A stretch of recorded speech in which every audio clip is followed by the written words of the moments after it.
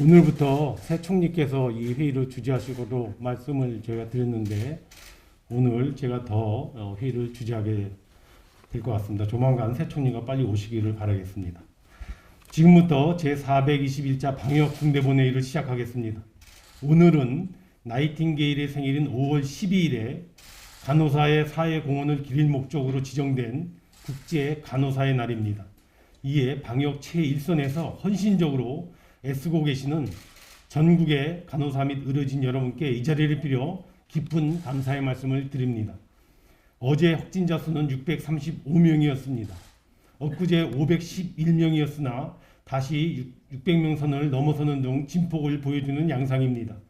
다만 최근 확진자 수가 전체적으로 감소 추세인데다가 감염 재생산 지수도 4주 연속 감소하고 있어 다행이긴 하지만 변이 바이러스의 확산세와 감염 경로를 알 수 없는 확진 비중 등을 감안할 때 결코 긴장을 놓을 수 없는 상황입니다.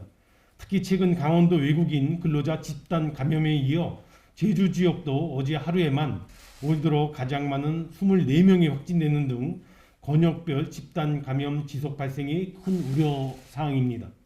이와 관련하여 다중 이용시설에 대한 특별 방역 그리고 관련 시설 종사자에 대한 PCR 의무 검사 등 근본 제주도의 신속하고도 강력한 조치는 매우 적절했다고 평가됩니다. 집단 감염이 대부분 산밀시설, 즉 밀집, 밀폐, 밀접 등 산밀 공간에서 많이 발생하고 있는 만큼 지금부터 5월 말까지 특히 주변의 산밀시설과 공간에 대한 특별 방역수칙 준수, 특별 방역 점검, 특별 선제 검사라고 하는 3대 각오로 대응해 주기를 부탁드립니다.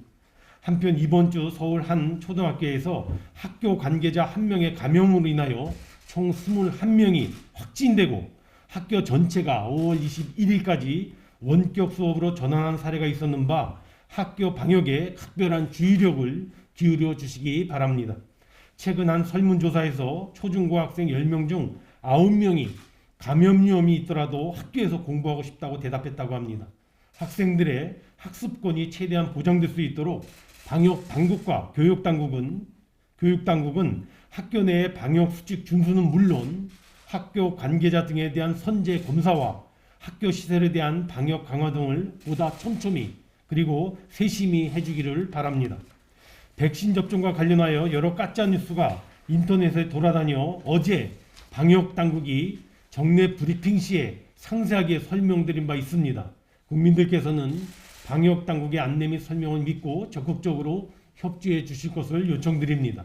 특히 70세부터 74세, 65세부터 69세의 어르신들에 이어 내일부터는 60세에서 64세 어르신들의 백신 접종 예약이 시작되는 바 백신에 대한 이상 반응은 0.1% 정도이고 그 대부분도 발열이나 근육통 증상 중심이라고 하는 만큼 적극적인 접종 예약을 당부드립니다. 최근 일각에서의 집합 금지 조치에 대한 반발과 코로나로 인한 교육기의 축소에 따른 불평등 확대, MZ 세대들의 더 심한 코로나 우울증 아래 등에서 보듯이 코로나19로 인한 우리 일상의 어려움과 불편함은 고통을 동반하며 현재 진행형입니다. 정부는 지금 1차적으로 일일 확진자 수를 500명 이하 수준으로 안정적으로 유지하는 것을 목표로 총력을 기울여오고 있습니다. 이와 같은 상황이 유지될 경우 영업 제한 조치, 사적 모임 인원 제한 등에 대한 탄력적인 조정 문제를 점검토록 하겠습니다. 이와는 별개로 오는 7월경에는 새롭게 적용할 수 있는 사회적 거리두기 개편안을 검토 중에 있습니다. 이와 관련하여 현재 경북과 전남 일부 지역에서 시범 적용 중에 있는 바 그 성과를 토대로 최종안을 마련하고 가능한 한 조속히 적용해 나갈 계획임을 말씀드립니다.